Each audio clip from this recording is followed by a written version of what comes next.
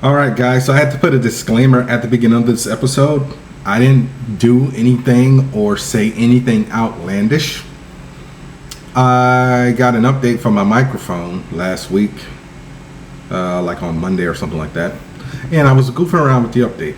So it got like voice modulation and all that stuff now. The problem is I forgot to turn the voice modulation off when I was done. I figured I would just close the app and that would, be it. But no, so Logitech, Yeti, whoever you want to call it, you have to actually go into the settings and turn it off before you close the program. But, so this episode is mainly done in a robotic voice, and by mainly I mean everything except for this part in the W ad. I tried my best to fix it, but then it just started to slow down like this. So I did my best to pitch correct it. If you guys want to skip the episode, I understand, but like I said, tried to fix it, and recording an hour and a half of content with like the same energy, just I don't have the time for it, unfortunately. Like, I'm even uploading this episode late. So yeah, sorry guys. Here's the episode. Yo, it's your boy Burnard, and welcome to another episode of the Angry Blerd podcast, where I will be discussing everything nerdy, which is a lot that's caught my eye this week. That's only because it's a slow news week. And I don't know if that's because MC's here right around the corner and Disney's doing their Peacemaker Expo this week or what, but I don't know. But let's get into it. So, a movie that I was not looking forward to this October has been pushed back to next May, and that is none other than Mortal Kombat 2. So yeah, it was supposed to come out October 24th. But according to Deadline, it is not a reflection of the film's quality. Alright? So now, the movie will be coming out May 15, 2026. So, they say that, but there's a possibility that they could be doing some reshoots, polishing up some of the VFX, because I don't know if y'all look at comments when you look at trailers. People are saying the CG looked like ass. Especially when it came to Barack, and they put out screenshots, aka first looks. We gotta stop calling screenshots first looks, because that's not the case. It's a screenshot of the trailer. Now, if you had some behind the scenes stuff like that, that's considered a first look. So like Entertainment Weekly, Hollywood Reporter, discussing film, y'all gotta stop that shit, because you're literally just taking a screenshot of a trailer and dubbed it a first look. Everybody's looking at it, bitch. You don't have the first look. But anyway. So yeah, hopefully they're polishing the CG. I haven't heard anything about any test screens to see if there was a positive or negative impact on the film whatsoever. But yeah, I don't know. May 15th, 2026. Unfortunately, I will be reviewing it. Maybe I can get Chris to come on and we can shit on this one as well. And maybe a few more people. I mean, maybe Samir might make a comeback. I don't know. But a sequel that I am excited about, Violent Night. So the first one came out, 2021? 2022? Anyway, we got some casting updates. So Kristen Bell, aka none other than Veronica Mars herself, and Danielle Melchior, who played Ratcatcher in the Suicide Squad. She was in something else I saw recently, and I was like, where the hell I know her from? Or like she was joining that cast or something. It was Roadhouse, that's what it was. Have joined the cast of Violent Night 2. No update on who they will be playing yet. All we know is that, David Harbour is indeed returning. Pat Casey and Josh Miller are returning to write the script and will be directed by Tommy Mercola. But, yeah, came out 2022. Once again, produced by 87 North, which is David Litch's production company. So, I mean, is one of them playing Mrs. Claus and one of them playing his daughter? What's going on? Because I want to know. I would like more details on this movie. I get it, I have to wait a whole year for it to come out. But I really wish it was coming out this year. Because I don't really think there's anything else I'm looking forward to as far as like original films coming out this year. Like Weapons was good, do you consider comic book movie an original movie? Because it's based off of an existing property. I don't know. How many original movies have I seen this year?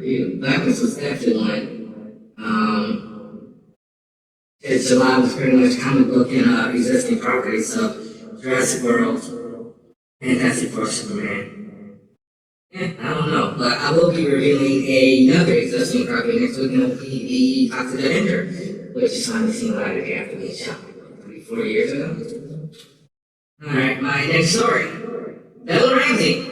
You all may know Bella Ramsey for playing Ellie on The Last of Us, and also some character on Game of Thrones whose name I do not know on Game of Thrones. So, Bella was doing a podcast, and, they decided to clap back on the haters who were hating on Ellie's lesbian relationship. And they basically said, there's nothing I can do about it anyway, the show is out, there's nothing that can be changed or altered, so I'm like, there's not really any point of reading or looking at anything. People, of course, are entitled to their opinions, but it doesn't affect the show, and it doesn't affect how the show continues in any way, shape, or form. That and the game are very separate things, so they don't really engage with the discussions of the episodes online. But Bella also said, hey, if you don't like the show, play the game. But guess what? The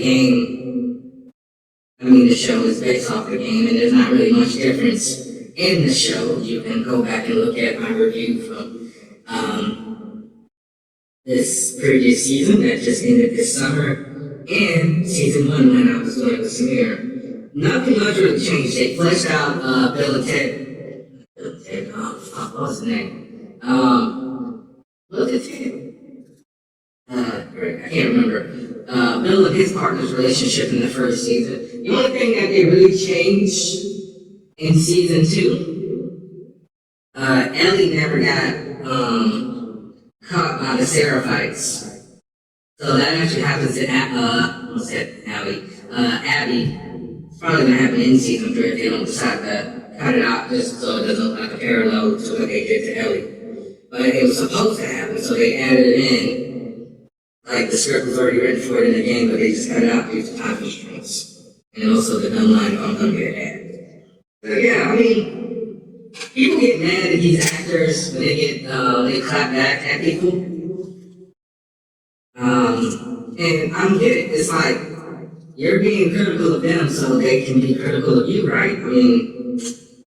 Don't dish out if you can't take it. That's really all I can say.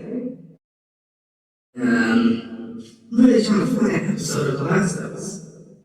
I know Nick Offerman was in it a long time. What was the guy? Bill and Frank. That's what it was. Bill and fucking Frank. I knew it was a one-syllable name. I just can't think. What else? So yeah, if you're gonna be critical, but, if the actor or artist decides to say something back to you, don't get pissy about it. Alright, what is my next story? Knight Rider, a show that a lot of us watched growing up on reruns, possibly in real time, depending on how old you are, is getting a movie, it seems like. And it's coming from none other than the writers of Cobra Kai. So the Hollywood Reporter said that John Hurwitz, Aiden Schlossberg, and Josh Held are in early talks to make a movie based on this show. If you don't know, Knight Rider starred Abe Hasselhoff as a detective who got paired with an artificially intelligent car named k.i.t.t, which was an acronym for Night Industry 2000. So, it ran from 82 to 86. They did several TV movies.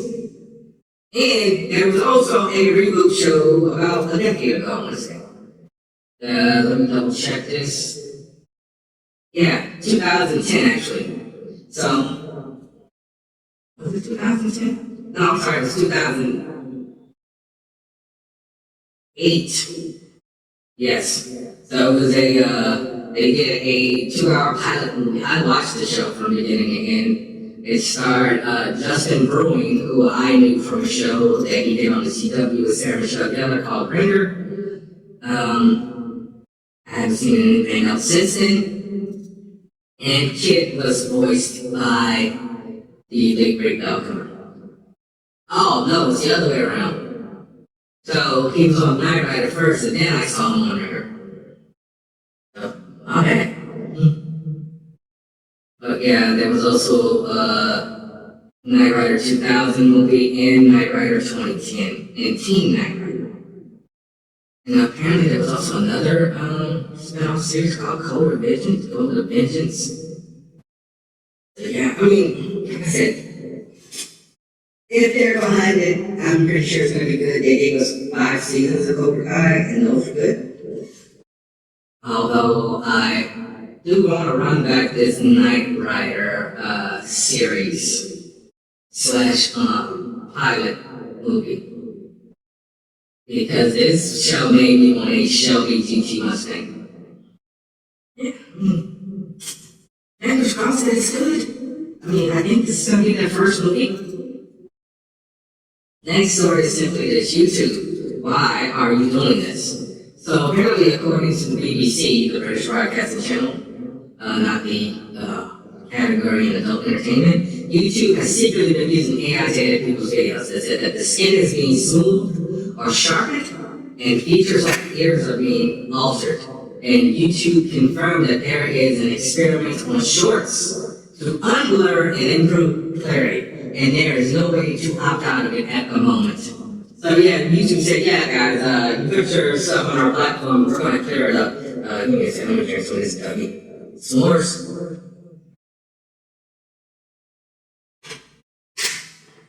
Yeah, I get their terms and conditions and everything, but I don't think YouTube has edited their terms and conditions to involve AI and not being able to opt out of having your videos edited by AI, which is really messed up.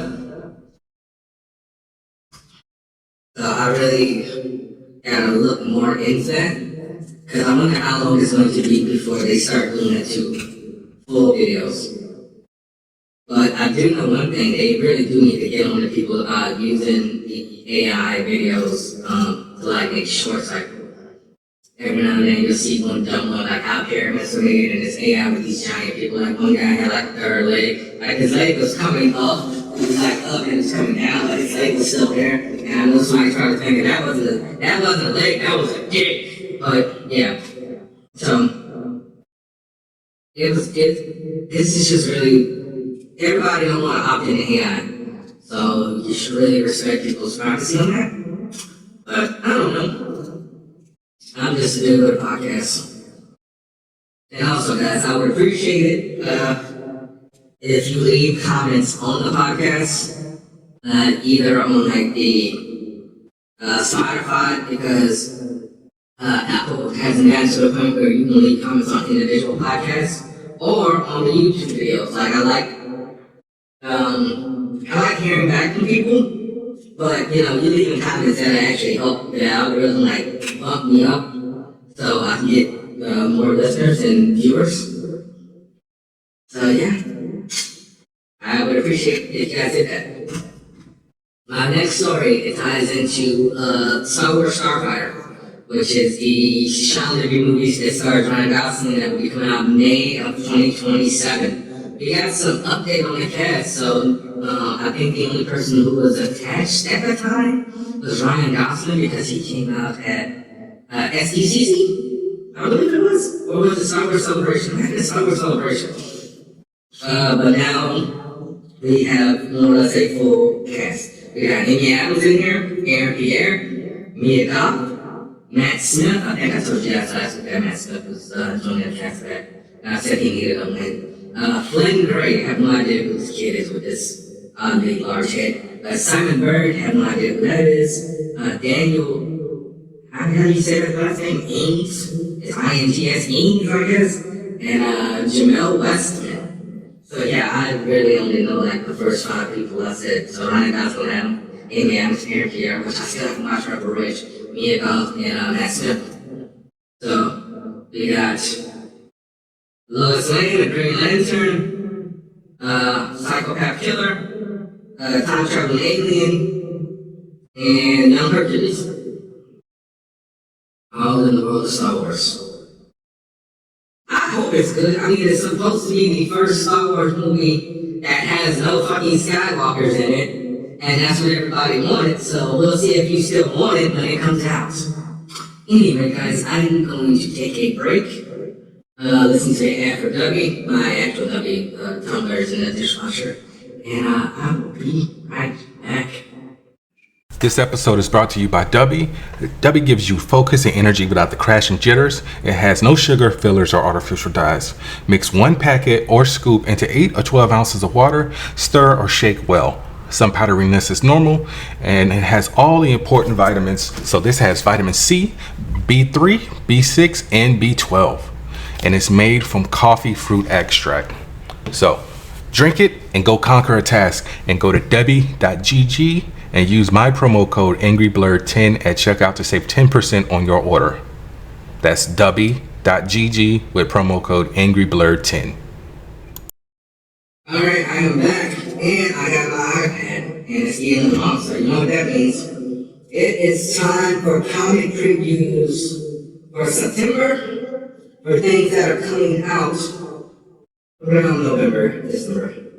I always like to throw 2 months in there because although they say November, they sometimes have solicits for things that come out in December for some reason. But anyway, not a lot has caught my eye this coming month.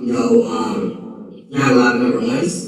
And, the first 2 aren't even for me. They are for Loco, for the 30 Shades podcast. Loco has a Deadpool addiction, and I have slowly been contributing to it. I got him a Deadpool mini fridge for his birthday in advance because it was going to sell out. And now, there are 2 Deadpool statues that are getting ready to be released. One is, it's from Gentle Giant. It is a Deadpool jumping statue. It's not description. It says, the Mercury Marvel Trans will get all new animated style statue based on the Young Marvel comic art work from Marvel Comics. This statue depicts a super cute Deadpool jumping and pointing with a sword in hand. Limited to only 3,000 pieces. It comes packaged in a full color box with a number certificate of authenticity, sculpted by Cassie Burnard. Oh, this is actually available now for some reason? So, why is it fucking...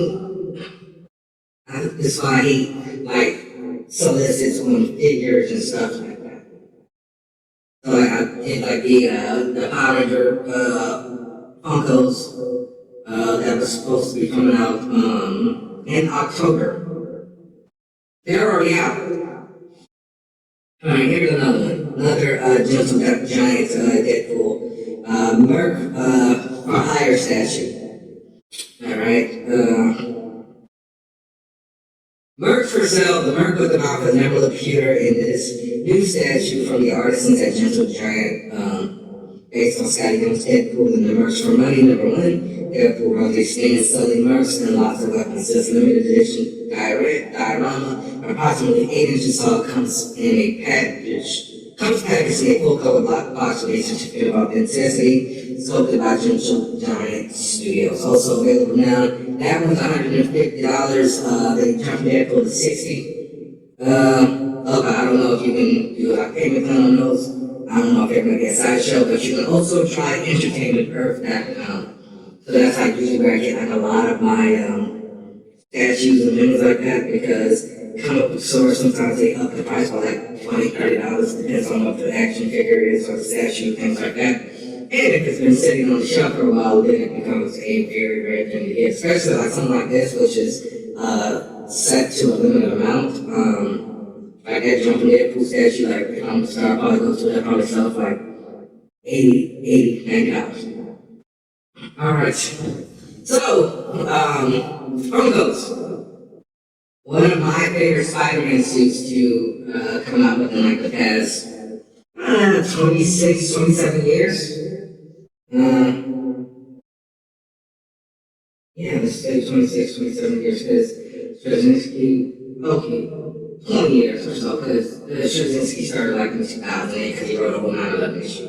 So, this comes out of Amazing Spider-Man issue, I want to say 500. And it's also a suit. And the first Spider-Man game that Sonic did, I believe it's a suit in Spider-Man 2 as well. So this is Spider-Man The Last Stand. And apparently this is a Pop Previews exclusive. So it says celebrates Spidey's final heroic hour and the Previews exclusive Pop. Marvel Spider-Man Last Stand vinyl fitness deck. Inspired by the iconic Last Stand storyline that culminates in Amazing Spider-Man 500. This Previews exclusive Pop figure showcases an older Peter Parker in his final fake mission. Dressed in his iconic red and black jacket, this 3D version of Spider-Man stands about 4 inches tall and comes packaged in a collector-friendly window box or display. And this one is $15.99. So, I like this suit because it's not necessarily a superhero spandex suit per se. This was a concept in the comic that Spider-Man saved this guy who was a tailor who works for both superheroes and supervillains. And he was talking to Pete about, the practicality of his costume and everything like that. And he's like, you really want something that you could slip into and out of, like that. So he came up with this suit. It's basically like a biker jacket, like one of those old-fashioned like button jackets where like the buttons go across and they go down. So they go from my shoulder to shoulder and they go down one side. So it's supposed to be like a reversible jacket. And he's also saying like, what do you do if you want to eat?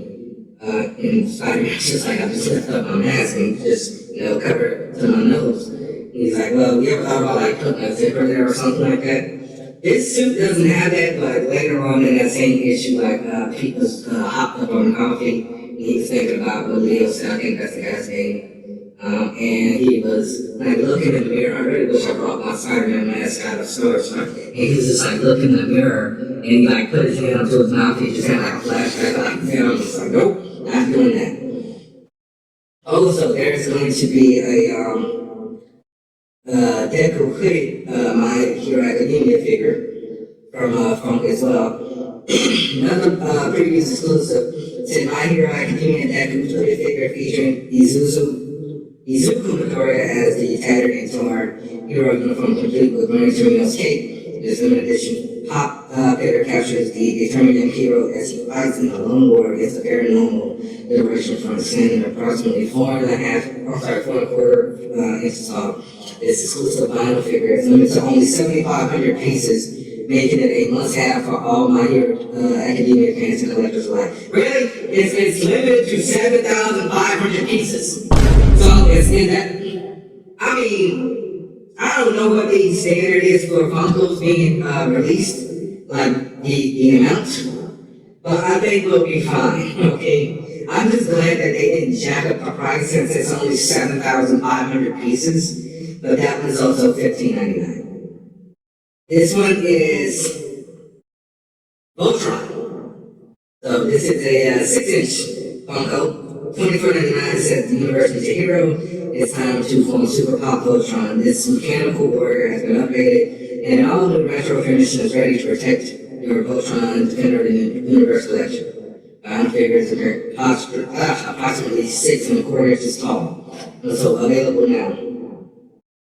So, yeah, it was $24.99. 2 more inches in the rest. I don't know what the diameter width is, but usually when they're about 6 and up, they're about a good 1.5 wider. And there's a bunch of dark Batman death metal Funkos, but I'm not a fan of death metal. I fucking hate the Batman who laughs. It's just a dumb concept of what if the Batman was the Joker, and the Robin King, which is basically what if Robin was also affected by the Joker, and so on and so forth. But those are like $14.99. There is one that I also that I'm thinking about getting, just because it is a very 90s aesthetic and it was very cool from my childhood, and I got this dumb dirt on my fucking face. They're doing a Batman Nightfall. So for those of you who don't know, during Batman Nightfall, that's the iconic story arc of where Bane broke Batman's back and he calls a friend Jean Paul Ballet, aka Azrael, to cover for him as Batman. And then Azrael goes a little bit too far and starts killing people. But he had a badass suit. Like he had these like fucking awesome braids, and his suit was like blue, gray, and yellow. Like he didn't have like a mouth or anything like that. I think it's like the first Batman suit, like a full covered cowl and everything. Like I'm gonna post it here, like the actual comic of it and the Funko. So that was $14.99. That was 3 3/4 tall. I mean, 4 3/4 tall. Goddamn Funkos.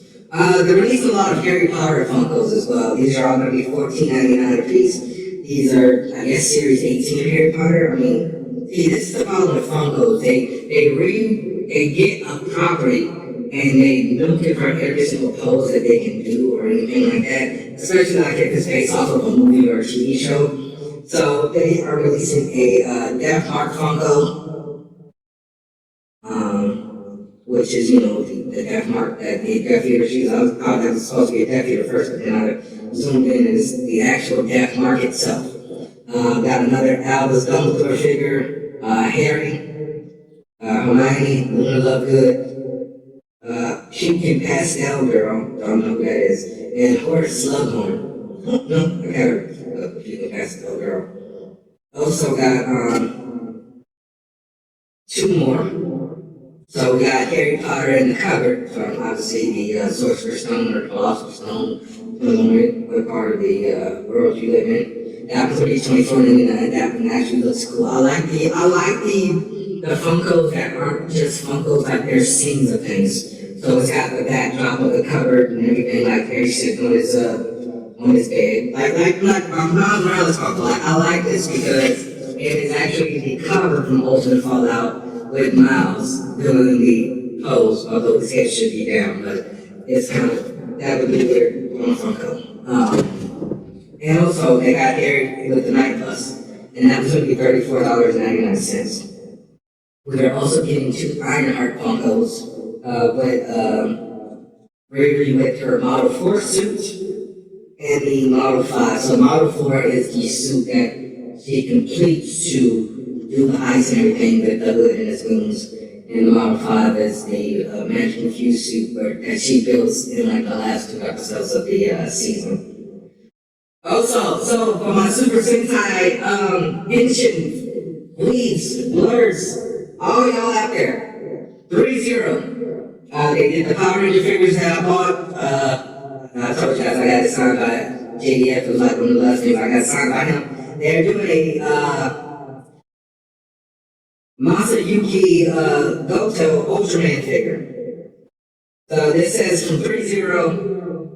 3-0 has partnered with Burnard, Japanese designer Masayuki Goto of Sugiyara Productions to launch a new collectible figure, 30X Masayuki Goto Ultraman Regulus. Masayuki Goto was known as the designer of Ultraman Regulus as well as many other heroes, and Ultra Kaiju has provided a redesigned version of Ultraman Regulus, especially for this collectible figure. Standing at approximately 13 1/4 tall, this meticulously crafted figure features approximately 87 points of articulation, enabling perfect recreation of dynamic Cosmos V-style poses from the series. The arms feature Regulus' iconic silver crest with bandages and metal chains decorations wrapped around the limbs, faithfully capturing his appearance after being imprisoned by the Absolution. Both eyes and color timer feature LED lighting, accentuating his fierce battle stance. The accessories include a tattered cape with shoulder armors and 2 pairs of weapons, composite claws, which are newly designed by Masayuki Goto, especially for this feature project. The cape incorporates metal wire inside for diverse mobility. Additionally included are 9 interchangeable hand styles, allowing for perfect display of styles such as the Leaping Spirit, Crane Strike, Phantom Water, Snake Strike, and even the strongest Cosmo Beast style, Red Dragon and White Tiger Strike. This item was previously solicited in new order, scheduled to ship sometime in March of next year. and that is $239.99. Look, your boy's broke, okay? I really can't afford any figures. I'm trying my best to get the rest of these Heat Boys figures before they get sold out, since Heat Boys no longer has the license to THM Ninja Turtles. So, I need Raphael, I need the 40th anniversary of the Gargano, and I need a Shredder. And I also still need to get my 3-0 Turbo, Zero, Matt Cook Rear figure, a putty. So yeah, I need a second job. I might just start selling drugs, and we just have to channel J. Cole. I think the neighbors make him selling dope. So yeah, that's it as far as like figures and Funkos and things like that go. So I'm going to get into my comic previews now. So out of Image. So this is a book that I didn't get to read, but this is based in the Invincible universe. This is Kate's.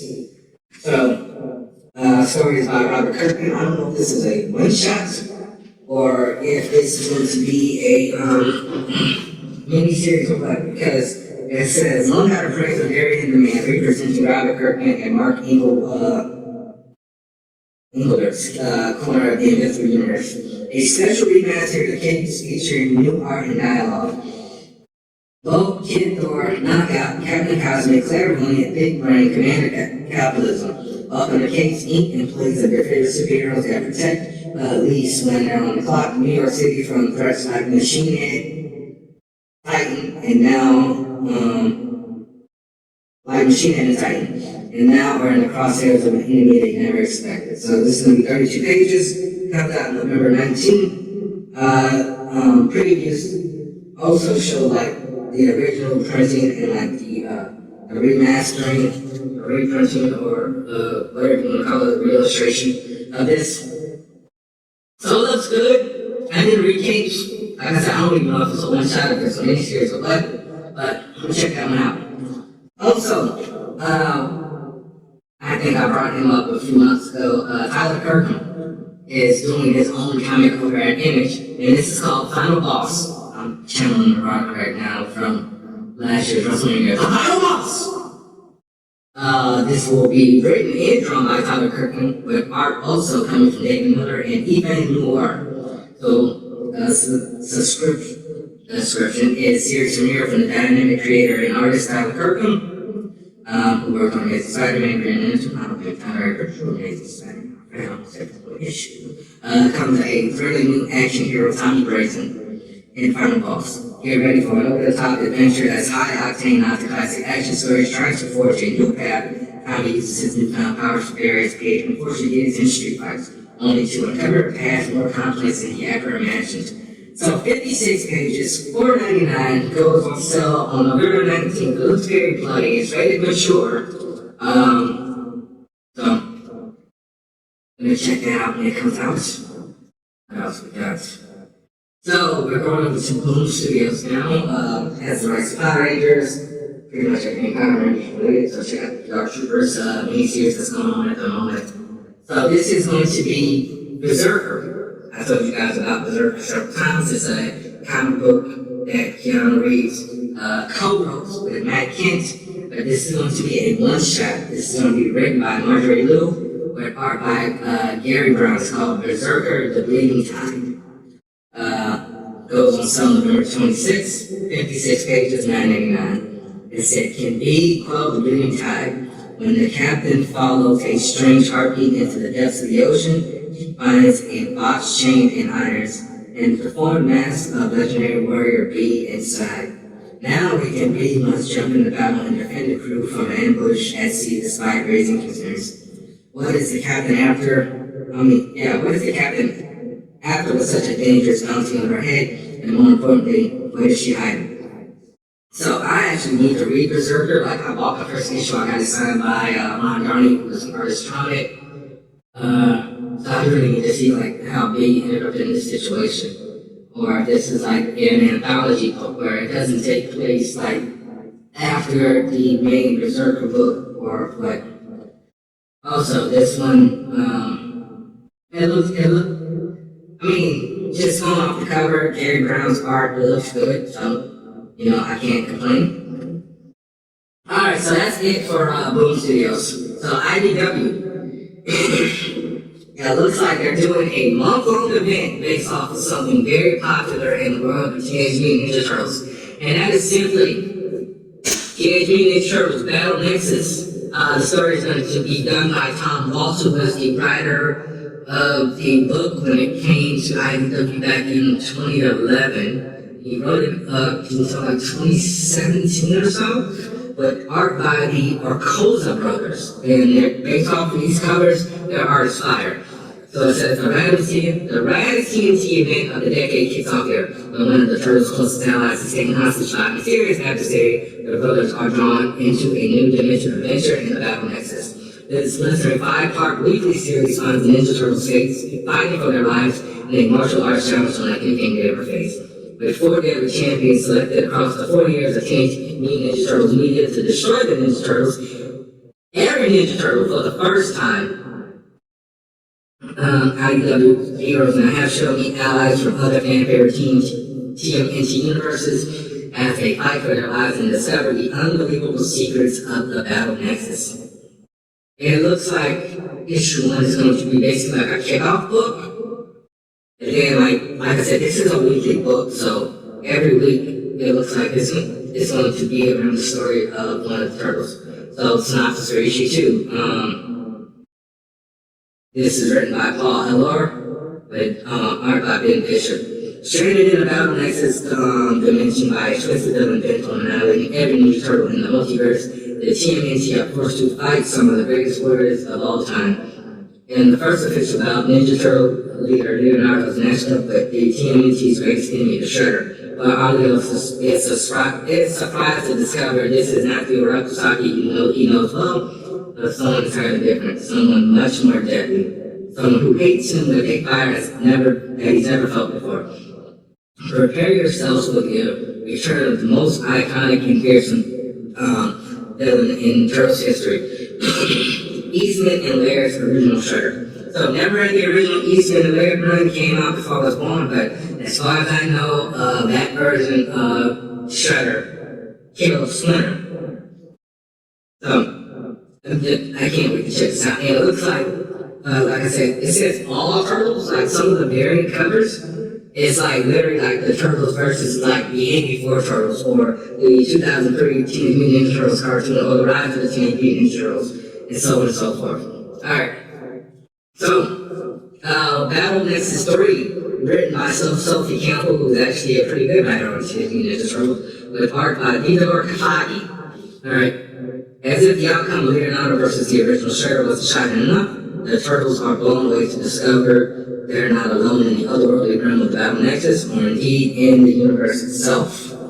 When the Twisted Battle Master Redacted calls for a wildcard match between Vulgar Flames, Raphael, and Elepex, their prodigious fighting skills and unbelievable tempers could bring down the entire Battle Nexus. So yeah, Ralph fights his old girlfriend. Very awkward.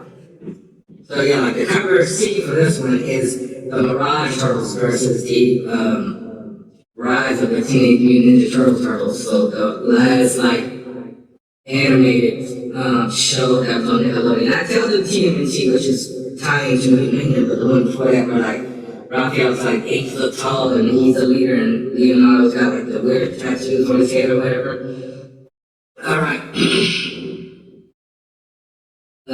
Issue 4 of the Battle Nexus tie-ins. This will be written by Caleb Goldner with art by Omar Francia. Just that message real quick, make sure. Alright.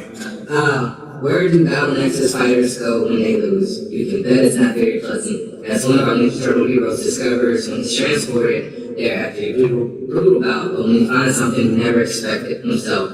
Meanwhile, Donatello is pitted against Metalhead, a robotic Ninja Turtle from another universe originally designed by a version of Connie to help the TMNT become the best fighters they could be. This Metalhead has been reprogrammed to call the Donnie's burdens against him.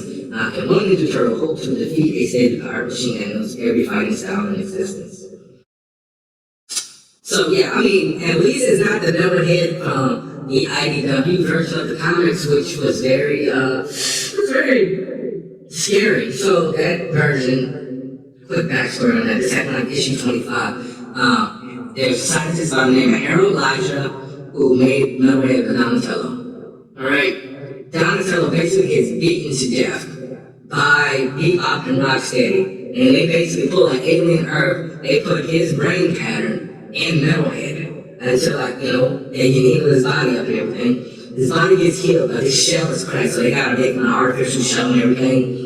And so, once Donatello's consciousness is actually put back in his brain, learns to walk again, goes to all the sensible therapy, blah, blah, blah, blah, they basically keep Metalhead on standby as, like, he still, like, has, like, some of Donatello's memory and his consciousness, but he also, like, breaks down, like, loses it to the point where he goes full Skynet. It's like he wants to get rid of all humanity. He's always upgrading his body. He's Ultron, basically. Fuck. Yeah, that's a better comparison. Fuck Alien Earth. Not saying fuck Alien Earth because I don't like the show, but I'm just saying the better comparison would have been Ultron. And I can't believe I fucking missed the mark on that one. But yeah, so at least it's not Ultron no way. But yeah, the variant cover for this one is the 85 cartoon versus like the comic from like the 80s. Alright, and Battle Nexus 5. Oh shit, my boy Henry is drawing Ninja Turtles. Alright, Eric Burnham is writing this one. With art by Hendry Persada. Hendry, I got geeked up because Hendry worked on Manual for Power Rangers when Boom got the rights to it back in 2016. Art was amazing. He basically left the book and he did like one book that I read called God Complex and then he just disappeared. So it's nice to see Hendry actually drawing a book. I don't even think he's been doing covers. Like, most probably like DC or Marvel hasn't scooped him up yet. Like, the guy's art is fucking amazing. Alright, so, the epic Battle Nexus concludes with the most deadly devastating fight yet when Mike Lee's will face off against an old friend long thought dead as Slash.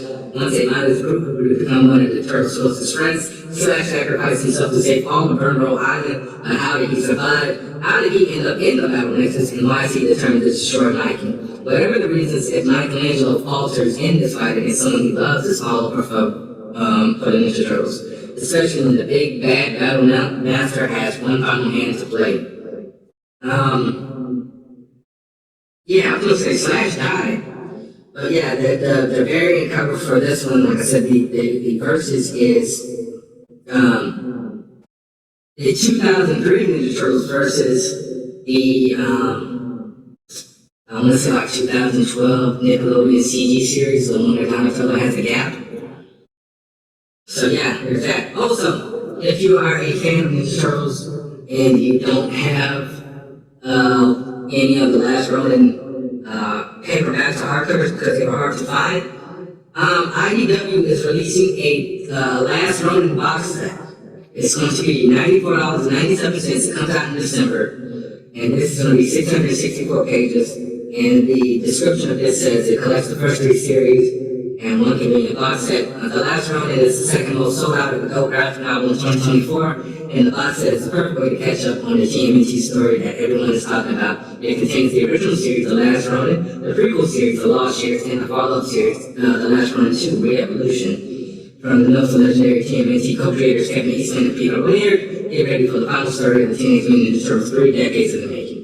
In a future battle-ravaged New York City, a lone surviving turtle embarks on a seemingly hopeless mission seeking justice for the family he lost. When terrible events destroyed his family and left New York a crumbling post-apocalyptic nightmare. In the Lost Years, secrets about the Last Ronin's final battle when the light on a new generation of Teenage Mutant Ninja Turtles comes to light. In Re-Evolution, return to the gritty future of the Last Ronin 10 years later to see what new heroes will grow from the ashes of the TMNT legacy. More than 2 million Teenage Mutant Ninja Turtles comics have been sold in 2024, experienced TMNT like never before. So, I didn't read Last Re-Evolution yet, but Last Ronin and the Lost Years, those are good. I can tell you who the Last Ronin is, but you can also Google it yourself. It's a very good fucking story. So, if you don't want to know, but you want to pick this up, I highly suggest you don't Google it. But If you want to know, I'll say it now. You can fast forward about 15 seconds. It's Michelangelo. Michelangelo is the last one. So, very good book. I last heard that they were supposed to be doing a movie on this, and they were supposed to be doing a game. I think the game was announced like maybe a year ago, 2 years ago, something like that. Because they just put out like a in development trailer. And this is the thing I talk about video games. Stop telling us about shit that's being in development and just let us know when the fucking final product is getting ready to come out. Because that's why the Wonder Woman game got canceled. The Perfect Dark game got canceled. There's so many other games that were fucking announced and just never went anywhere. Alright, so, this is a coffee table book. This is not a cover press Marvel art or DC art or any specific artist, anything like that this time around. This is basically a Superman, coffee table book. So the art and making of the film, it's 176 pages, comes out in November, $50. So, description is James Gunn Superman makes the triumphant theatrical return of Smallville's favorite son, and kicking off a bold new era of DC storytelling under the umbrella of DC Studios. In Superman, the art and making of the film, fans are granted an exclusive behind-the-scenes look at Gunn's vision of Superman that brings the character back to his optimistic, heroic, and brightly colored roots. With all the action, adventure, humor, and heart that audiences have experienced in previous DC entries. Suicide Squad, Peacemaker, and all his previous DC entries. Okay, I was gonna say that's a little shady. Suicide, Peacemaker, and Creature Commandos. Author James Feld documents every stage of the film's production, from Gunn and DC Studios co-chairman and co-CEO Peter Safran's earliest conversations about what their vision for Superman would be and what he would represent to the comics that they return to for inspiration to costume and set design, to continuing on post-VFX, post-production effects. Field conducted interviews with all the film's key creatives and presents an engaging narrative of the highly collaborative filmmaking process. The book includes an introduction from writer, director, producer James Gunn, and a foreword by Superman himself, David Cornsweet, and a plethora of concept art and unit photography.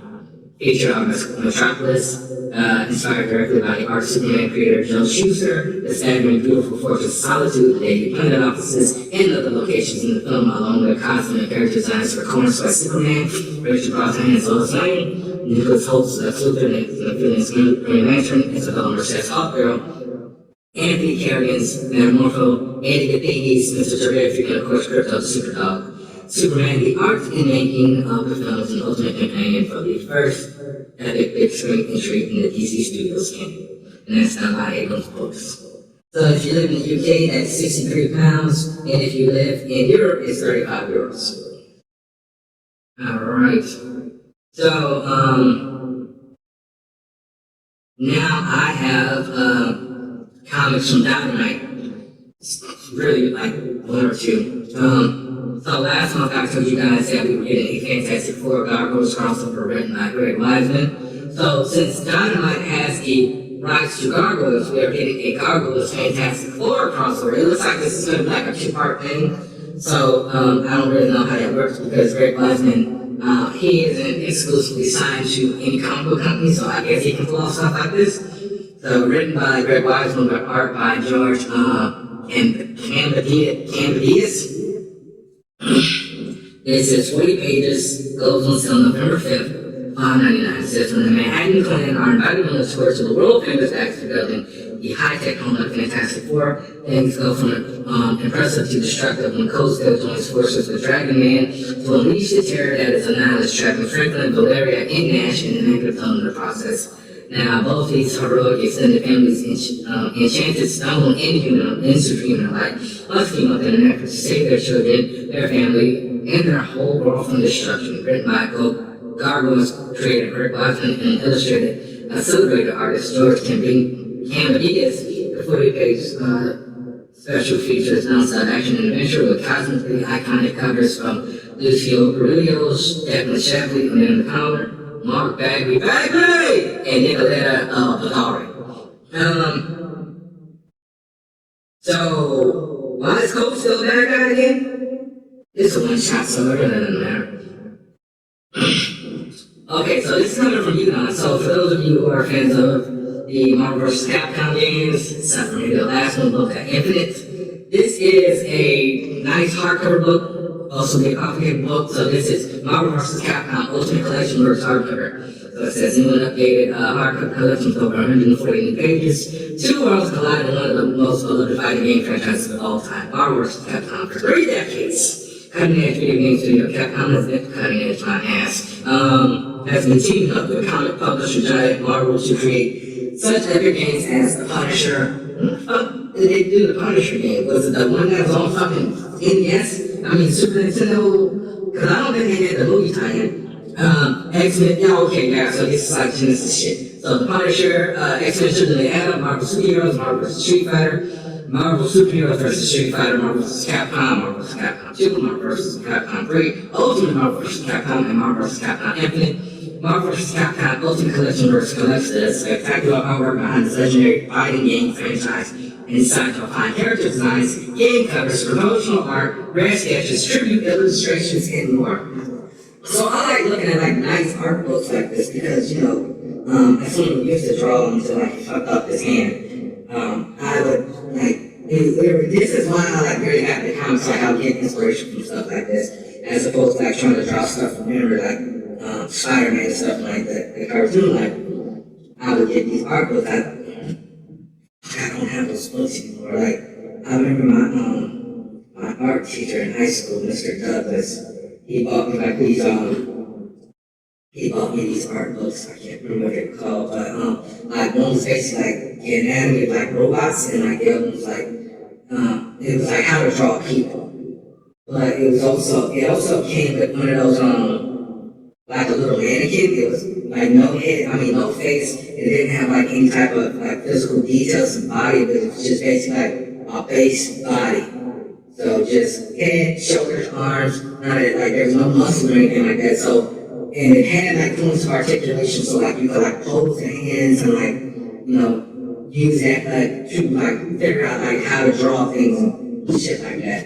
I think my brother fucking broke the mannequin, fucking bastards, and I think when my dad died, and I moved back up here, I just left like a bunch of that shit in the past, because like by then, like I had broke my hand and I switched over from like drawing to cooking, but it's like shit like that,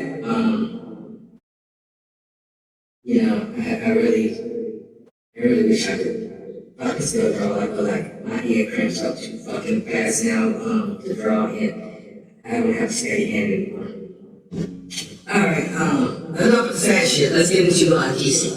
So, the moment you've been waiting for, DC Marvel, Batman Deadpool #1. Logo, it will be out November 19th. So you have to go to the comic book store next month, well, this coming month, because Monday will be the 1st, so happy New Year to everybody. I will text you the exact date of when Deadpool Batman comes out, but this will be written by Grant Morrison, Scott Snyder, James Tynion IV, Joshua Williamson, Tom Taylor, Rico Tamaki, and G. Wilson, with art by Dan Moore, Hayden Sheridan, Bruno Ronaldo, Amanda Connor, and Dennis Cohen. So the Dark Knight and Mercury now team up for an adventure so mind-bending you'll think you're in a dream. Brought to you by legendary creators Grant Morrison and Dan Mora, and be sure not to miss these incredibly extra stories. Scott Snyder, James Tynion IV, Joshua Williamson team up with Hayden Sherman for a magical Constantine Doctor Strange tale. Tom Taylor and Bruno Ronaldo bring an epic Nightwing and Wolverine Laura Kinney story. Rico Tamaki and Amanda Collar smash Harley Quinn and the Hulk together, and G. Wilson and Dennis Cohen tell an electrifying tale of Static and Miss Marvel. Okay, so I'm very interested in a lot of those backstories, with the exception of Harley Quinn and the Hulk, because I fucking hate Amanda Connor's artwork. Sorry, I said it. She is a staple in comics. Her art is very synonymous with Harley Quinn, but I'm not a fan of Amanda Connor's artwork. There, I said it. Alright, November 19th, $7.99, 64 pages. If you want to get the variant, it's $8.99 because it's cardstock. It's a lot more durable. Okay? Alright, so this is a DC KO tie-in. I told you guys about the event that's happening in September. September, October. So this is DC Knockout Night Fight #1, and this was written by Joshua Williamson with art by Dan Mora.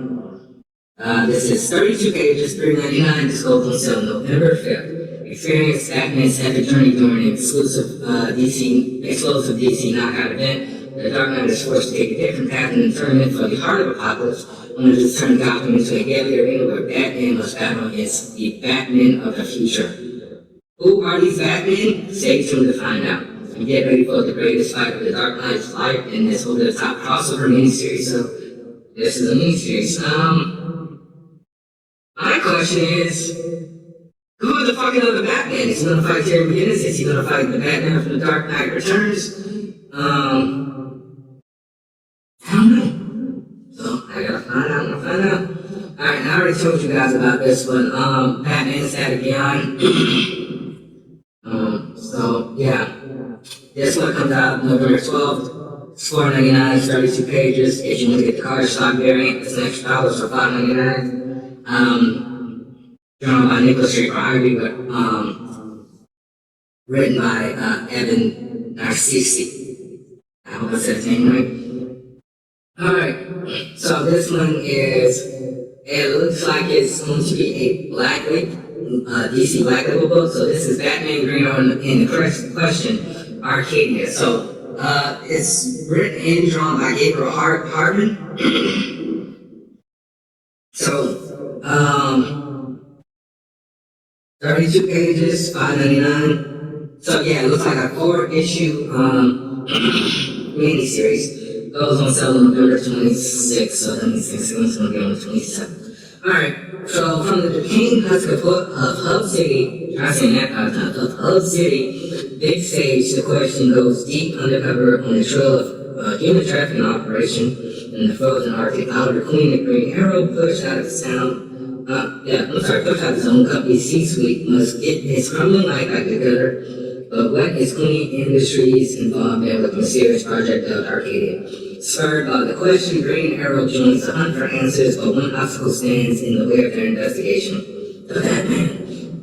Writer artist Gabriel Hardman comes to DC Black Label with this hard-boiled modern twist on DC's social thrillers of the 80s, updating this opinionated trio of lone wolf vigilantes for the era of open-class warfare and ideological collapse. I said ideological, I was gonna say that's not a word. So yeah, I mean, it looks like the Gabriel Hardman cover.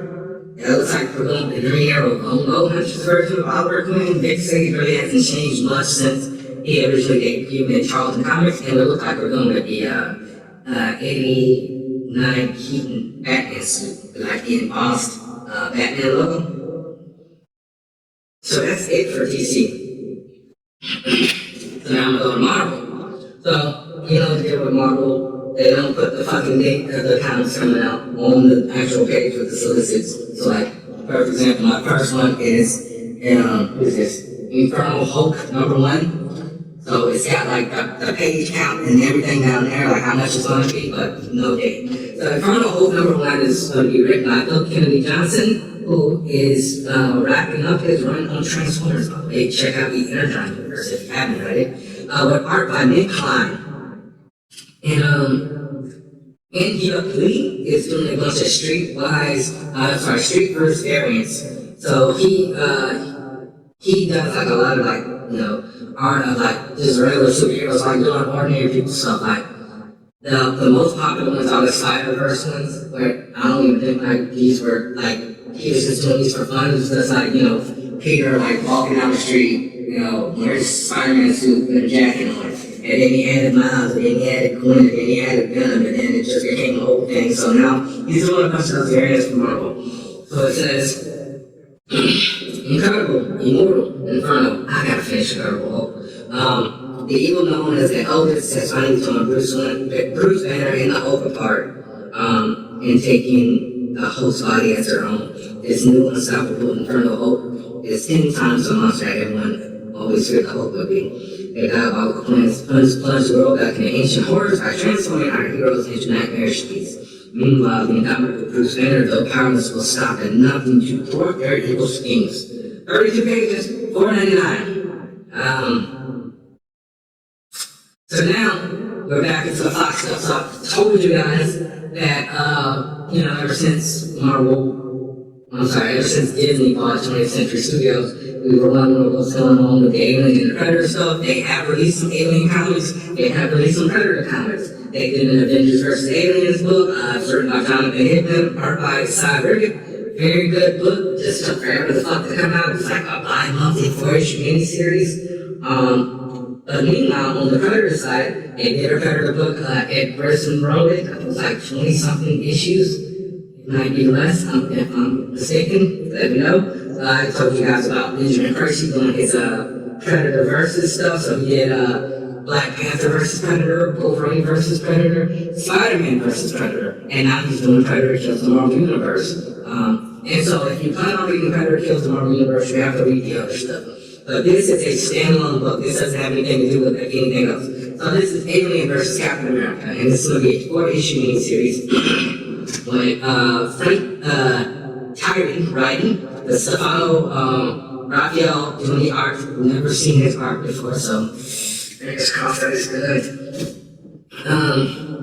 32 pages, $5.99.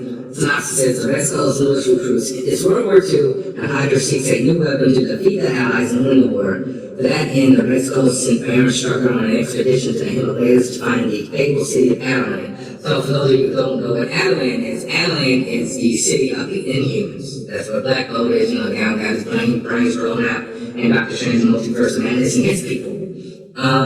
But instead of finding the Inhumans, Strucker uncovers something much more deadly, much more alien.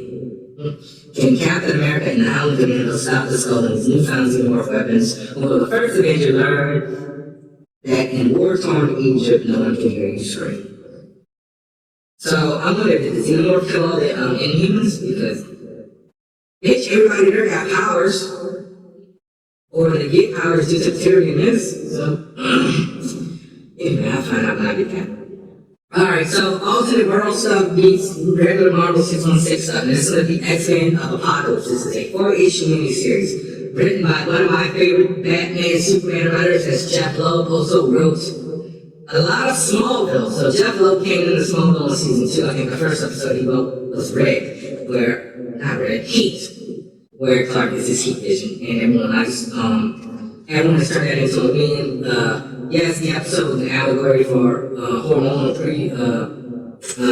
premature ejaculation and whatnot. But anyway, Jeff Loeb and Simone DeMille on the art and cover said the X-Men of the Apocalypse are here in the Marvel Universe, and that's a very bad thing for the uncanny X-Men. So, I never read Age of Apocalypse. It came out in the 90s, like before I was even into comics. I think Jeff Loeb wrote it. I'm not entirely sure. I'd have to do my Googles. But 4-issue miniseries, I'm gonna check out. Something else I plan on checking out, written by one of my favorite amazing Spider-Man writers, J. Michael Straczynski, and this is 1776. This is a 5-issue miniseries where basically something happens that causes a lot of heroes to go back in time to 1776. So this is for the celebration of America's 250th birthday. So it says, calamity strikes when a mysterious force dares to tamper with the sacred threads of history. Captain America and his formidable squad of mortal heroes leap into action. Their mission? To safeguard the founding of the United States of America. The fate of the nation hangs in the balance at the dawn of the revolution, as these variant heroes must navigate the treacherous waters of the past to ensure the future remains untarnished. 32 pages, $4.99. And this looks like it's supposed to take place in the golden age of comics, so like Iron Man has like this Mark like 3 armor and shit, like everyone looks like the 60s versions of themselves. So Rod Lynn and Sean Damian Hill will be drawing. Like I said, Straczynski's one of my favorite writers. He also created the TV series Babylon Earth. Alright, what else I got? Planet She-Hulk. This is written by Stephanie Phillips with art by Aaron Cutter, and this also has one of these Street Minds variant covered by Andy Lee, and a variant covered by Jenny Frison. So Sakaar Party on She-Hulk is back, and she's stuck on Sakaar, standing out of Jonathan Hickman's cosmic epic Imperial. Jennifer Walters has made a promise to her cousin Hope to watch over the planet Sakaar and its people for a few days. But it's been longer than a few days, and now She-Hulk is charged with keeping the peace on a planet at war. if Jennifer is a very different Hope than the one that once smashed her car into submission. Is she up to the task? 32 pages, $4.99. Alright. This is Daredevil Punisher, The Devil's Trigger. This is a 5-issue miniseries written by Jimmy Palmiotti. I always say the guy's last name. I almost call him Palmiotti. But Palmiotti, art by Tommaso Bianchi. Do you have what it takes to pull the trigger? Daredevil and Punisher, two of Marvel's mightiest and one of the most celebrated story rivals in comics find themselves at odds, not only with each other, but with New York once again. Writer Jimmy Palmiotti revisits the world that was, as Frank Castle is headed against the Ganucci crime family with their most violent and visceral confrontation yet, as their conflict threatens to tear Hell's Kitchen apart. It'll fall for Daredevil to contain the chaos. 32 pages. $0.99. And the main reason it's caught my eye because I don't know if this is a new Daredevil suit or if this is an anonymous Daredevil, but this was a badass suit. You go see the cover. It says from the Chaos A costume variant. I'm sorry, from the Chaos A costume variant cover by Luciano Nesca. Alright, Nova Centaurian, written by Jed Mackey, with art by Alvaro Lopez. With the Xandran world mind, its sentient respiratory of an entire extinct people's culture and history relying on regular and expensive energy infusions, Richard Ryer is for hire, a deep space drifter weighed down with the truth of the terrible lie that the new galactic union was built upon. Nova is a core one, but how long can he keep his hands clean, handling dirty money? So it looks like Nova's going to be like a bounty hunter or, a merc. 32 pages for any. So, Aliens vs. Captain America and Planet She-Hulk will come out on November 5th. November 12th will be 1776. Also November 5th. X-Men of Apocalypse. November 26th, it will be Infernal Hulk and Daredevil Punisher, The Devil's Trigger. So that's it for my solicits. Let me get back to my last few stories because basically I'm on a timer and I've been talking for an hour and 6 minutes. So I'm going to have to stop this and do some editing magic. So, no official word on this yet. This is just rumor and speculation, but according to Phil LaMarr, who was the voice of Aquaman on Young Justice and John Stewart on Justice League Unlimited, Injustice 3 is happening. Everyone kind of figured this was a thing, but it's going to be weird for them to do this without Kevin Conroy, because he was the voice of Batman in these games. But, everyone else kind of figured this was a thing since they said Mortal Kombat 1 is basically done. And that's all that NetherRealm Studios does, Mortal Kombat and Injustice, so it just kind of seems, and think about it, bro, the last Injustice game, Injustice 2 came out a decade ago.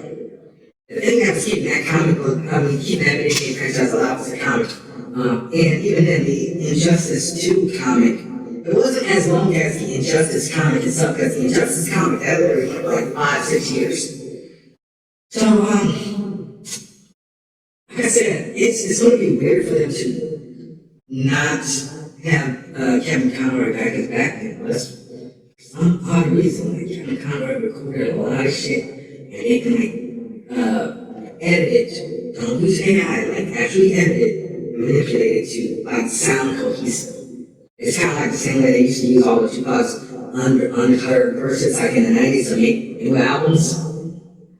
So, yeah, that or just I don't know. It's been a while since I played Injustice, but I believe there's a ending for Superman where he kills Batman. Because you can either play as Batman or Superman and be different endings for both characters. But I don't know. That would just be weird. Alright, our next story. Great Scott, bitches! Back to the Future. This year, celebrating the 40th anniversary. Yo, Universal, you're fucking killing me, okay? I've been going for the past 2-3 months about all the Back to the Future Funkos that are coming out that I plan on getting. I only have a Doc Brown. I mainly want the one of Marty and Doc with a flame trail after Doc sends Einstein back in time for the first time. But yeah, we're getting a re-release for the 40th anniversary that will be in IMAX theaters. So it will be in IMAX, Dolby Cinemas, 4DX, and D-Box. According to the Universal press release, it said this marks the first time Back to the Future will be presented on the world's largest screen, offering fans the opportunity to experience the film scope and spectacle in the most immersive formats yet. It's an occasion so monumental that they actually put out a new trailer for the 40th anniversary as well as a new poster. Now, I honestly kind of want to get this blown up and turned into an actual poster. So, yeah, you can actually get your tickets now. It will be back in theaters for Halloween. But you fuckers have also released a limited edition gift set. I fucking hate you guys, okay? This shit is $150, but I fucking want it. So, this has a nice big box. You get the out-of-town license plate, Marty's letter to Doc. You get the George McFly's book jacket, for a match made in space. The Save the Clock Tower flyer. You get the flux capacitor sketch. You get the photo of Marty and his siblings where they're fading out. You get a photo of George and Lorraine at prom. You get a mini replica of the Gibson guitar that Marty was in the pic. The scale books look awesome. You get a booklet, a USA Today cover where Griffin everybody go to jail. I think I still physically have that because when it was 2015, when Marty went to Back to the Future 2, USA Today actually released that legit on USA Today, almost in magazine newspapers. So I might still actually have the actual newspaper that in storage. The Jaws 19 mini poster and the receipt for the sports almanac, you get a Biff dollar, you get the photo from 1855, Marty and Doc in front of the clock tower's clock, and the letter from fucking Western Union that Doc wrote to Marty. So it's like, yo, you're fucking killing me, man. God damn, I want that, and I just buy it anyway. I'm broke, bitch. So I'm probably gonna buy it. I'm gonna cave in and buy it, because once again, Back to the Future is my shit. You see 2 fucking DeLoreans right there, okay? I read the Back to the Future comic, I bought the Back to the Future Telltale game twice on PS3, no, 3 times, twice on PS4, because the first one got stolen, and on PS3, and I have a mini hoverboard right fucking here. It's like, yo, man, why? You know what, Universe, I'm gonna need you to do, because y'all got all this energy and love for Back to the Future. How about you bring the fucking ride back to Universal Orlando, okay? I love The Simpsons, but I love Back to the Future more, goddammit. So get rid of The Simpsons, or build something else, because you tore down the Hollywood Rocket, Rip and Rocket, whatever that roller coaster was with them old ass songs from 10, 15 years ago, with stronger as shit. Put that Back to the Future right there. Do that, okay? Because you put some shit in California, it's like, yo, I don't want to go to fucking California to get on the Back to the Future ride, or Japan. I want to go to Japan, but I don't want to go to Japan just because. But fuck. Alright, next story. Luke Cage, Mike Coulter. It's rumored that he might be appearing in Daredevil going into season 2. And the main reason for that is NYCC is coming up. They're doing a Heroes and Villains panel. This will be October 11th and October 12th. And NYCC posted, it sort of posted said that Hell's Kitchen just got a whole lot busier, showing Charlie Cox, Deborah Angle, Mike Coulter, Kira Schrader, and Vincent D'Onofrio at NYCC on October 11th and Sunday, October 12th. So, it's a possibility that, this will be the announcement of Mike coming back to reprise his role as Luke Cage. Like I said, just don't bring Ben Jones back. Nah, fuck him, he can stay away. Bring back, fuck, I can't remember her name, but she played Colleen Wing. This isn't Iron Fist. Just remember, she's British. That's Jessica Henwick. Yeah, bring back Jessica Henwick as Colleen Wing. Alright, so once again, through the editing magic, I'm going to stop this. I'm gonna take a break, actually. I gotta go take a piss. And then I'm gonna come back with the reviews of Alien Earth, Dexter Resurrection, and episode 2 of Peacemaker. Alright, so be right back. Alright, let's cue up this spoiler alert. And we. I don't want to say we, it's just me. I am going to talk about episode 4 of Alien Earth. Observation, written by Noah Hawley with Bobek Esfarjani, directed by Olga Hawksdaughter. I hope I said that right. That looks very Norsean. Norsis. Vikinish, goddammit. Alright, so, after the events of the last episode where, Wendy just collapsed on the floor and Kirsch and, I can't remember who was working in the lab, left her there, she wakes up with her hearing disabled. So Arthur adjusts her hearing so that she is able to hear the xenomorph eggs without it, causing her pain. And she also reveals that she is able to speak the language of the xenomorphs in a frequency that is audible to humans. That's what the Toodles. So Kirsch and Toodles, Boy Cowboy asked her to, how to mimic the sound that she does. Kirsch and Toodles are fucking with they call it the Oculus. It's basically I'm gonna call it we call it I Spy. That's just the thing that fucks up eyes. Okay, that goes into your eye. The thing that fucked up the cat in the first episode. So they put it on a sheet. So it basically went into the sheet's eye and attaches itself to his brainstem. And once again, that poor sheet, man. It doesn't know how she acts, so it stands up on its hind legs at first. But Kirsch also reveals that the octopus is very intelligent. And, it apparently it's learning. Morrow, the side worker was on the Wiggly Tiny ship, talking to Spike through the communicator that he attached to her.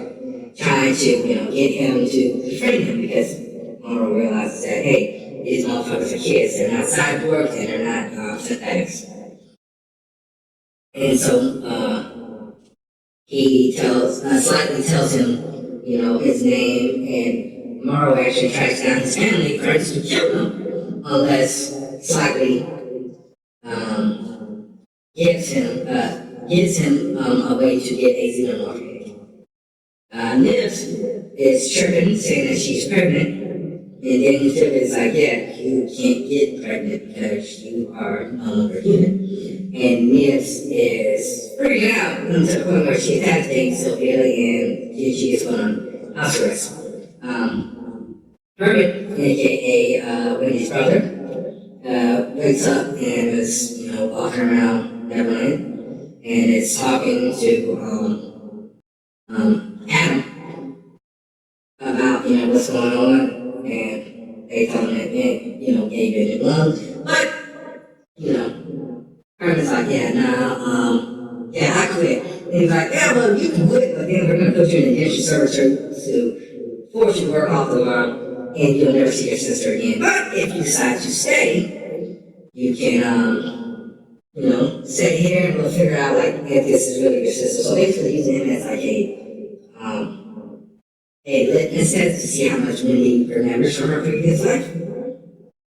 And then you also find out that Kirsch has been listening to slightly in Morrow's communications because Morrow goes back to Slightly's mom's house and reveals that he's going to kill them all unless he gets a human down in the lab so Faceover can get to him. But also, down in the lab, Wendy sees her brother's lung that was affected by the xenomorph. The xenomorph bursts out of that, and she basically plays with like a fucking pet. So, very tricky episode. I feel like everybody on the damn island is gonna die. Dame Sylvia's gonna die because Nance is out here. I'm pregnant! You're not real! Arthur's like taking Dame Sylvia to like a secluded spot to have a conversation. You're on an island owned by a multi-billionaire, possibly a quadrillionaire. I'm pretty sure every part of that island is bugged. The whole Slightly immoral thing, that's not going to end well for Slightly. I feel like, I don't know what Kirsch is up to, but like I said, I really feel like he's going to turn into like David and just like, you don't give a shit about shit, bro. He's just down there stroking xenomorph eggs, and I really, I really thought he was going to let Boy Coward get killed in the last episode, but I just really feel like he's buying his time to do what? I do not know, but it's going to be very awkward. So yeah, we're at the halfway point for Alien Earth. Yeah. Okay, so we got 4 more episodes up. I feel like somebody's definitely going to die in the next one, because episode 5 is titled In Space No One, and if you know Alien, you know the rest of that sentence. I actually just fucking said it when I did the description for Alien vs. Captain America. No one can hear you scream. This one is written and directed by Noah Hawley. And the only one he ever did was the pilot. So it's a very significant episode, so somebody's gonna die. I just feel it in my fucking bones. Alright, so now I am going to talk about Peacemaker. Season 2, Episode 2. A man is only as good as his bird. Directed by Greg Mottola. I know that name from somewhere. What did he do? I'm sorry, I know that I'm getting off. Oh, he directed Paul. Alright, so yeah. We find out in this episode that we get the flashback of Rick Flag Sr. being promoted to the head of Argus, and the first thing he does when he gets the clearance is he finds out how his son died, and that's obviously what causes him to put a decal on Peacemaker. So puts Economics in charge of monitoring Peacemaker, and that starts the revenge story, as I like to call it. Then we jump back to the present. Main Earth Peacemaker has to figure out a way to get rid of the alternate Earth Peacemaker and flip up someone. So Chris calls Vigilante for help to help him dispose of the body. And Bio also informs Chris that he's being monitored by Argus and he should not use the dimensional portal anymore. Langston Fury, who is played by Tim Meadows, is basically going to be Economics' handler now. And Chris and the rest of the guys of the 11th Street Gang, as they call themselves, go to a party at Harcourt's on the roof.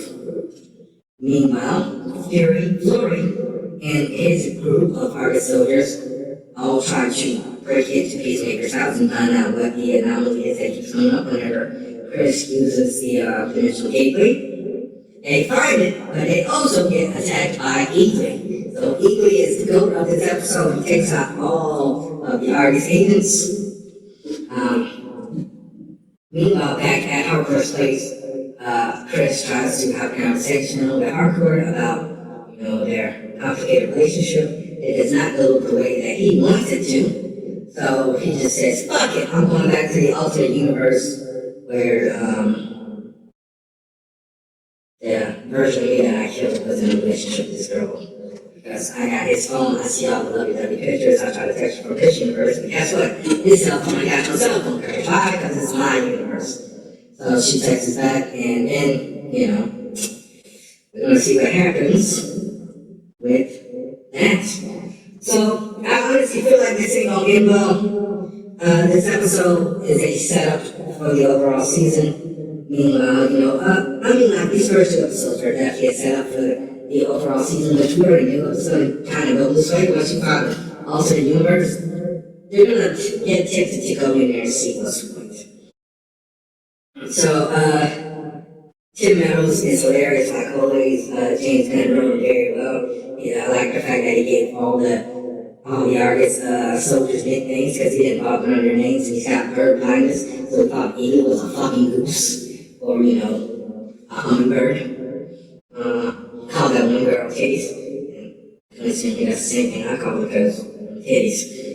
But this is not going to end well. I really feel like the house is going to basically collapse in on itself in the last episode and call it a black hole. And maybe Superman will show up like, didn't we just do this in Metropolis? That's true. Like, oh, goddamn, that's true. I don't need no help. So, let's go ahead and talk about episode 9 of Dexter Resurrection. And this is titled Touched by an Angel. So I saw the name of that episode and I was like, oh, fuck me. So this episode is directed by Marco Sica, with a story by Matt Penny, written by Scott Reynolds. So, as we pick up with the previous episode left off with Dexter and Harrison having lunch or dinner, and Crater shows up. Dexter confronts Crater about, don't get involved in our personal life. It don't matter, I got a son, leave him alone. Dexter on his P's and Q's. It's like, Charlie might be following us, so they sneak out the back of the restaurant, go out the subway, tells Harrison to get on the subway, go to work, whatever, and Dexter asks Blessing to do him a favor, despite the fact that Dexter blew up the spot by telling his, telling Blessing's daughter that, he was a child soldier. Joy is her name, forgot her name for a second, and Blessing forgives him, so he's like, can you do me a favor, pick up Harrison afterward? Dexter goes into dark passenger mode, goes to Charlie's house. After Charlie confronts Harrison at his job, basically interrogates him, reveals that his last name is Morgan, doesn't he have Red's last name is Schmidt, because he took his mom's last name, so he kind of told the truth with a little bit of lie. Goes to Charlie with Red's stuff, threatens her, and says, yo, stay the fuck away from my son. And she's like, I'm gonna go after his father and Crater and tell me to. Meanwhile, at the end of the episode, Angel is also spying on Dexter. And he goes to the NYPD. He talks to Wallace and Olivia, but Wallace also reveals to Angel that, hey, I know you're not a cop anymore. You do know it's a felony to impersonate a cop. You need to take your ass back to Miami. Also, they want us to take your badge, so they take his badge, but on his way out, Angel recognizes Crater from the photo that he took with Dexter. He goes to Crater's house and basically spills the beans on Dexter being Dexter and not Red Schmidt. Harrison is at Dexter's place with Gigi. About to get it in, but Dexter can't take the hint. So, Harrison and Gigi go back to her place. And meanwhile, the next day, Dexter goes to Crater's house, since they're supposed to be having a one-on-one meeting. They go back down to Crater's pillorium, serial killer museum, whatever you want to call it. Angel is tied up to the table that Dexter killed his brother Brian on. Crater reveals that he knows everything. Dexter, hoping that Angel will side with him to get out of the situation, attacks Dexter. Crater kills Dexter and leaves him locked up in the vault. And Dexter also reveals to the police about that he did not kill those or the girls. But Angel says, what? Fuck you, because although you didn't kill them, you're responsible for them dying. So, fuck my life. Very good episode, and like I saw the title search by Angel, I was like, this is not gonna end well for our boy. I was talking to my friend Redislav, and he texted me last night. He's on the West Coast, so we're out of time difference. So by the time we watched the place out 11 o'clock, 12, and he's like, yeah, you should just fucking went home. I was like, you should just went home. Let it go, Angel. I get it. You lost the first time. Dux was a good friend to you. Fuck, bro. And that's the main reason I decided to do this as opposed to doing it first. So, yeah, man, this, my fuck! You killed Batista, bro! Like, even like the Dexter celebrated the losing that shit. Like, since you know, Ritual Sin got canceled. They're like, yo, man, Batista can't go out like this. We need more like passing on. So we need to see young Batista and whatnot. But I mean, Dexter probably could get a better guy. He just like literally sliced the straps and kind of hope for the best. Yeah, you hate to see it. And now Dexter's locked in a boat with a bunch of weapons for serial killers. He doesn't have to follow me as a man. He contact Harrison. So yeah, I mean, so how's Dexter getting out of this one? That's it, guys. Another episode of the Angry Blerd podcast. You should rate, review, subscribe. Tell a friend or tell a friend. We're k.i.t.t. Use my promo code Angry Blerd and check out to save 10% on your order. Get that Tiger's Blood on that s'mores. As I go along with this, I'm just gonna keep buying new flavors and trying them out and guys know how they are. And I will start next week where I'll be talking about some popular alien, some good Peacemaker. I'm probably going to split Wednesday up on a weekly basis, so I'll do 5 next week and 6, 7, 8, so on and so forth. And yeah, that's it. Bye.